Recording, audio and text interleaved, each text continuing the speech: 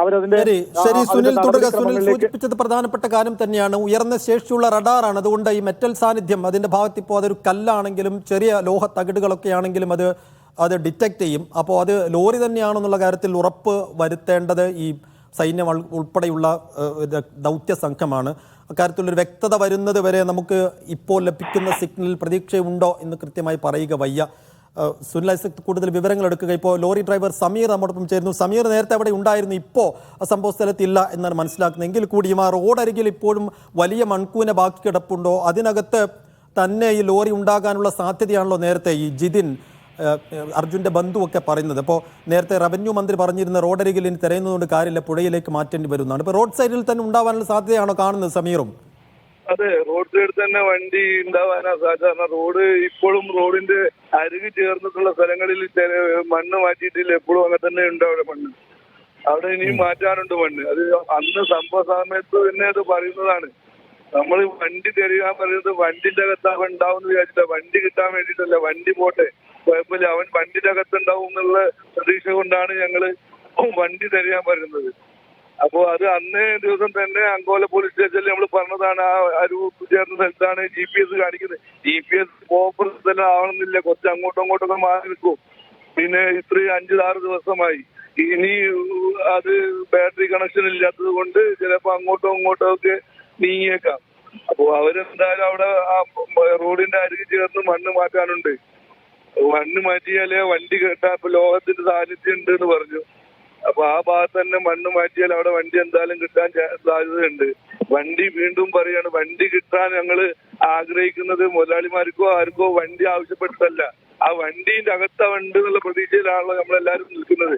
അപ്പൊ ആ വണ്ടി തെരഞ്ഞ് കണ്ടുപിടിച്ച് അതിനകത്ത് അവനെ രക്ഷിക്കാൻ കഴിയുന്നുള്ള പ്രതീക്ഷയിലാണ് നമ്മളെല്ലാരും. ആ വണ്ടി അവിടെ ഉണ്ട്, അവരെ വണ്ടി അന്വേഷിച്ച് കണ്ടെത്തണമെന്ന് നിർബന്ധം പറയാൻ കാരണം ഈ പുഴയിൽ, അതായത് ഈ റോഡിനോട് ചേർന്ന് പുഴയിൽ ഒരു 15 മീറ്ററിന് മുകളിൽ മൺകൂന കിടക്കുന്നുണ്ടല്ലോ. അപ്പൊ അതിനകത്തുണ്ടോ എന്നുള്ളൊരു സംശയമൊക്കെ ആളുകൾ പങ്കുവെക്കുന്നുണ്ട്. അതിന് എത്ര സാധ്യതയുണ്ട് സമീർ?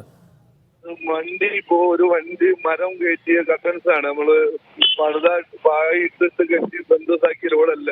അപ്പൊ ഒരു വണ്ടി മണ്ണിന്റെ മുഖത്തിൽ അടിച്ച് തെറിച്ചിട്ട് അങ്ങോട്ട് പോവുകയാണെങ്കിൽ ആ കട്ടൻസ് ഒക്കെ അവിടെയൊക്കെ ചെതറിത്തെറിക്കാൻ സാധ്യതയുണ്ട്. അതുമല്ല, അത്രയും ഫോഴ്സിൽ ആ ഒരു വാഹനം അവിടെ മണ്ണിലേക്ക് പുഴയിലേക്ക് പതിക്കെങ്കിൽ ആ വണ്ടി എന്തെങ്കിലും കേടുപാടുകളും സംഭവിച്ചിട്ടുണ്ടാവും. അപ്പൊ അതിന്റെ അവശിഷ്ടങ്ങൾ അവിടേക്ക് കിട്ടാൻ ചാൻസ് ഉണ്ട്. അതേപോലെ ഈ മരം ഞങ്ങൾക്ക് രക്ഷാപ്രവർത്തകർക്ക് ആർക്കും അതിന്റെ ഒരു മരത്തിന്റെ ഒരു പീസ് പോലും ആർക്കും കിട്ടിയിട്ടില്ല. അല്ല, പുഴയില് ഈ മരം എന്ന സാധനം വെള്ളത്തിൽ പൊങ്ങിക്കിടക്കാവുന്ന സാധനമാണ്. അത് കുതിരെ ഇവിടെ പൊങ്ങിക്കിടന്നിട്ടോ അവിടെ ഒലിച്ചു വന്നിട്ടോ ആരും കണ്ടിട്ടോ കേട്ടിട്ടോ ഇല്ല. അതിന്റെ അടിസ്ഥാനത്തിലാണ് പറഞ്ഞ വണ്ടി ഇപ്പോഴും അതിന്റെ ഉള്ളിൽ തന്നെ ഉണ്ടാവാൻ ചാൻസ് ഉണ്ടെന്നുള്ളത്. ഈ മരം അക്കേഷ്യ ആയതുകൊണ്ട് മുകളിലേക്ക് പൊങ്ങി വരില്ല എന്നൊക്കെ പറയുന്നു, അങ്ങനെയുണ്ടോ? മരം ഏത് മരം വെള്ളത്തിൽ പൊങ്ങിക്കിടക്കും. ശരി സമീർ, ഒറ്റ കാര്യം കൂടി, ഈ ഇപ്പോൾ അവിടെ എന്താണ് സ്ഥിതി? വലിയ മഴ ഇന്നലെ പെയ്തിരുന്നു. ആ മഴ രക്ഷാപ്രവർത്തി മണ്ണ് നീക്കുന്നതിനൊക്കെ വലിയ തടസ്സമായിരുന്നു. ഇന്നിപ്പോ വലിയ മഴയുണ്ടോ, മഴക്കോളുണ്ടോ, മഴ ഭീഷണിയുണ്ടോ? ഇന്നലെ മുഖ്യമന്ത്രിയൊക്കെ വരുന്നതുകൊണ്ട് ഒരു കാര്യമായ വേഗത്തിലുള്ളൊരു തെരച്ചിൽ നടന്നിരുന്നു. ഇന്നിപ്പോൾ രാവിലെ ഒരല്പം വീണ്ടും മന്ദഗതിയിലേക്ക് മാറി ഞങ്ങളുടെ റിപ്പോർട്ടറൊക്കെ പറയുന്നുണ്ട്. എന്താണ് അവിടെ നിന്ന് കിട്ടുന്നത് വിവരങ്ങൾ? എന്താണ് മഴ അവിടെ രക്ഷാപ്രവർത്തനം മന്ദഗതി തന്നെയാണ്. മഴ എന്ന് പറഞ്ഞാൽ ഇതിന്റെ മുന്നേ നമ്മുടെ കേരളം ഒരുപാട് ഉരുൾപൊട്ടലും വെള്ളപ്പൊക്കവും കണ്ടതാണ്. അതൊക്കെ ഈ മഴത്ത് തന്നെ എല്ലാവരും പോയി രക്ഷാപ്രവർത്തനം നടത്തിയത്.